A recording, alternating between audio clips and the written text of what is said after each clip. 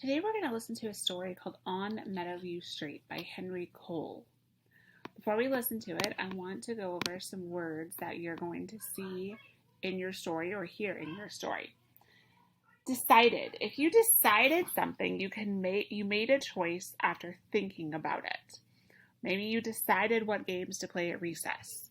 This person has decided what they want to eat for lunch. It's in their lunchbox. All right. This word, explore. Say explore. When you explore a place, you look around to find out what it is like. If I were a new student, I would explore our classroom. And in our picture, our two people are exploring something in the water. And this word, noticed. Say noticed. If you noticed something, you saw or you heard it. Noticed. And preserve. Say preserve. So a preserve is a place where wild plants and animals can live safely. A national park is one kind of preserve where animals are protected. And in our picture, it looks like this might be some kind of wildlife preserve where the zebras and other animals that are in this picture are protected. Lugged. Say lugged. Lugged. If you lugged something, you carried or dragged something big or heavy. I lugged the backpack to my desk. It looks like these people in our picture are lugging maybe some soil or something that they're going to maybe create a garden or a planter. They lugged it. It looks heavy. And then this word. This is the word ledges. Say ledges. So ledges are flat, thin places that look like shelves. Ledges in nature are like shelves made of rock. And in our picture, this building has ledges outside of the window, and it looks like maybe birds are on these ledges. So those are some words that you're going to hear in our story. Now, I want to talk about our skill for this book. And our skill for this book is actually something we should be pretty familiar with, and that is setting. Setting.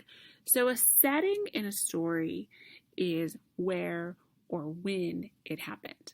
Where and when. So where? Where does the story happen? That's the place. Was it in a rocket ship? Was it at a house, a castle, a train, a forest? When? When did the story take place? That's like what time? What time did the story take place? Or what month? Or what season? Or was it day? Was it night? Things like that. Okay, so we're pretty familiar with setting in a story. All right, so let's look at our story, and let me switch to the story. Where is it? There it is. On Meadowview. And I'm actually going to turn my reading highlighter on so we can see the words that's reading to us.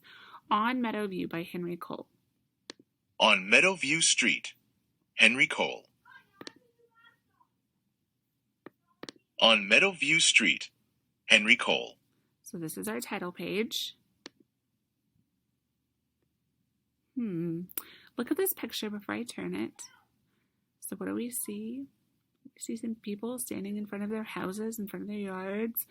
A big truck, possibly a moving van. It was a big day.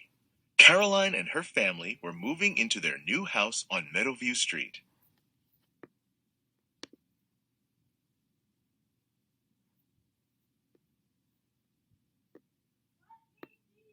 After things were unpacked, Caroline's dad decided the grass was too tall and got busy mowing the lawn.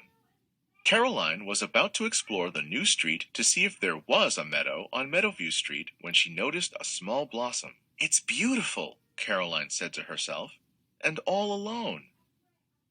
The mower was getting closer. Caroline thought, "I'd better do something quick." Okay, so I'm going to ask you a question and I want you to think about.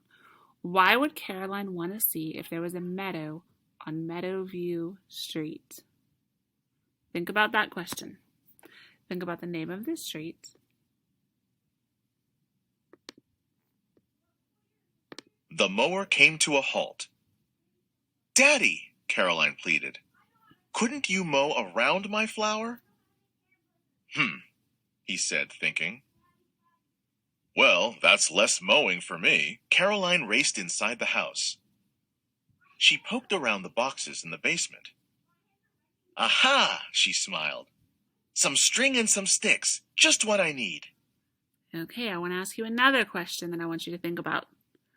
What do you think Caroline will do with the string and sticks?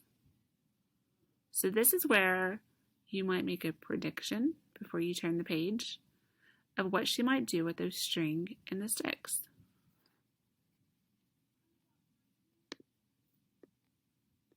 Before long, Caroline had made a small wildflower preserve. Then she noticed another flower had bloomed nearby. Okay, we know a preserve is something that protects. So what is she building with those sticks and that string? Why is she doing that? What is it she wants to protect?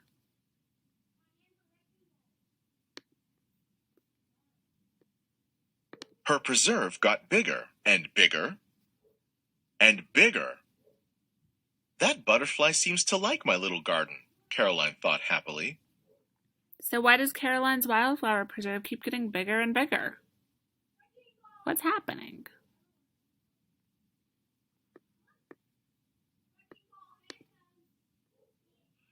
As the grass grew taller, more flowers popped up all over the yard. Soon there were different kinds, in different colors, everywhere. Caroline's dad had a great idea for the mower. So in front of the mower is a for sale sign. Why is that a great idea to sell the mower? That's an interesting question. Caroline's dad had a great idea for the mower.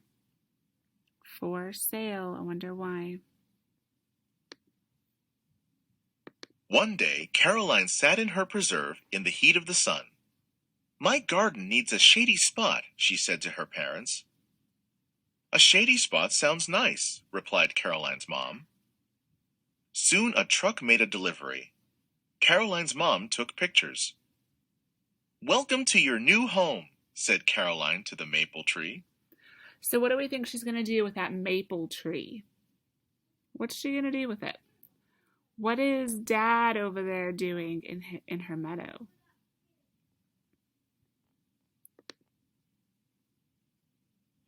The next day, as Caroline admired the maple tree, a wren landed on the end of her shovel. "Oh, you're looking for a home too," said Caroline. Okay, so it's kind of hidden behind this little arrow, but a wren. Here is the wren. The wren landed on the shovel. What's a wren by looking at the picture? It's a bird, some kind of bird. And she says, "You're looking for a home too."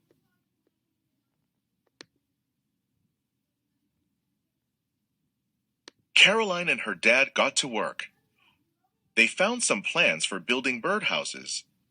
Caroline helped cut the wood and nail the pieces together. "Perfect," thought Caroline. So did the wren. So, what did she do to help the wren find a home?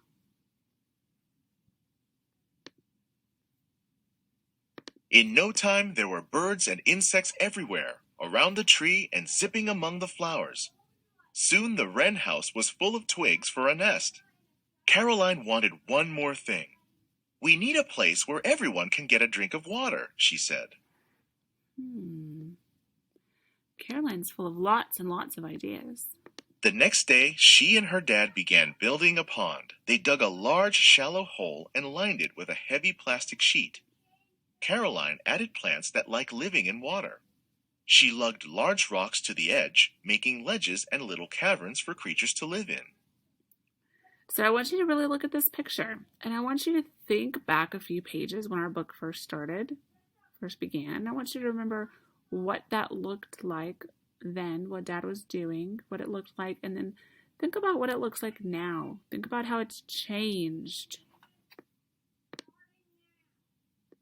The more Caroline and her family worked on the yard, the more it changed.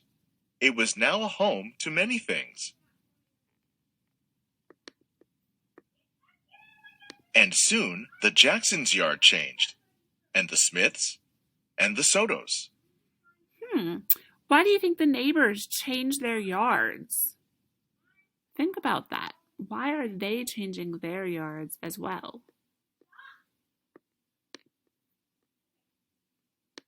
Now there really was a meadow on Meadowview Street. Ladybird beetle, swallow,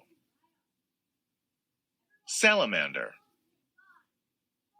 monarch caterpillars on milkweed leaf, bee, coneflower, mud turtle, beetle, brown bat, dragonfly, meadow mouse, house wren, hummingbird, skink, black-eyed Susan, wolf spider, mallow, green snake, small copper butterfly on bee balm. Lots and lots of different creatures. And a home for everyone. Why do you think it's important for Caroline that everyone has a home? I want you to turn to your neighbor and answer that question. Why do you think it's important for Caroline that everyone has a home?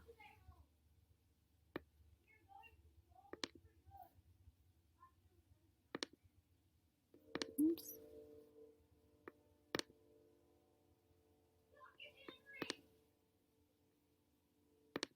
I'm going to flip back a few pages, and I want to talk about the setting of the story. Let's go back a few pages. Think about the setting of the story. Remember, a setting is where and when the story takes place. I want you to turn to your neighbor and answer this question. What is the setting of this story on Meadowview Street? I want you to tell your neighbor where this story took place and when this story took place. And I want you to tell him how you know.